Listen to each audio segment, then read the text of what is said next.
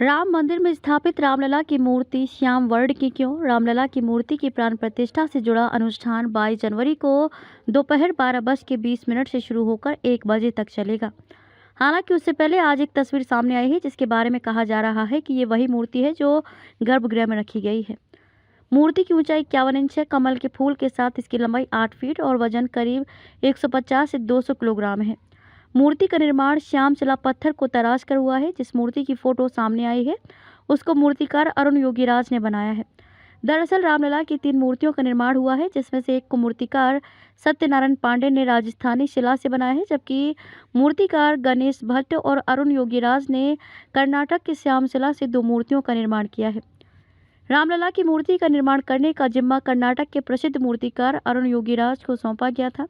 अरुण योगीराज प्रसिद्ध मूर्तिकार योगीराज शिल्पी के बेटे हैं और उनके दादा को वाडियार घराने के महलों में खूबसूरती देने के लिए माना जाता था। अरुण मैसूर महल के कलाकारों के परिवार से आते हैं। अरुण अपने पूर्वजों की तरह मूर्तिकार नहीं बनना चाहते थे। उन्होंने 2008 में मैसूर विश्वविद्यालय में MBA किया। इसके बाद वह एक प्राइवेट कंपनी के लिए काम करने लगे, लेकिन उनके दादा ने भविष्यवाणी की थी कि अरुण बड़े होकर मूर्तिकार बनेंगे।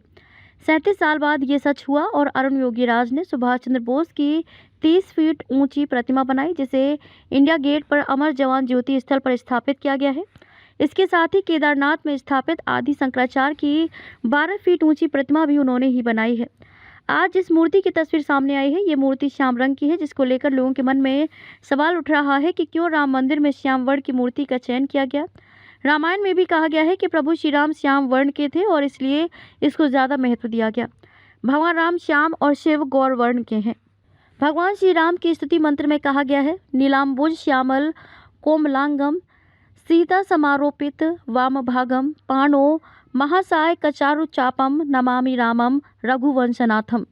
अर्थात नीलकमल के समान श्याम और कोमल जिनके अंग हैं, सीता जी जिनके वाम भाग में विराजमान है, जिनके हाथों में अमोघ बाण और सुंदर धनुष है, उन रघुवंश के स्वामी श्री रामचंद्र जी को मैं नमस्कार करता हूँ। अर्थात परमात्मा श्री श्याम श्याम वर्ण के हैं। वहीं महादेव शिव की अन्य स्तुति में कहा गया है, कर्पूर गौरम करुणावतारम संसार सारम भुजगेंद्र हारम सदा वसंतम हृदयारविंदे भवम भवानी शाहितम नमामि, जिसका अर्थ है जो कपूर जैसे धवल उज्जवल वर्ण वाले हैं, करुणा के अवतार हैं, संसार के सार है, भुजंग जिनका हार है, वह भगवान शिव माता पार्वती सहित सदैव मेरे हृदय में निवास करे।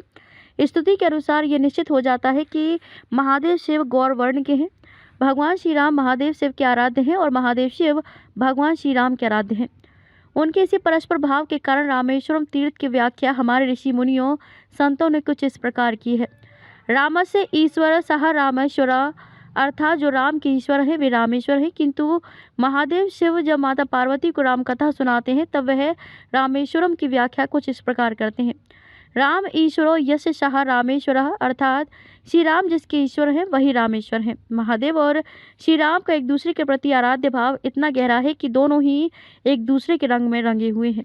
इसलिए कर्पूर गौर वाले महादेव शिव को कुछ भक्त अपने अनुभव के अनुसार नीला चित्र कर देते हैं और नीलाम्बुज श्यामल को मलंग वाले परमात्मा श्री राम को गौर वर्ण दर्शा देते हैं।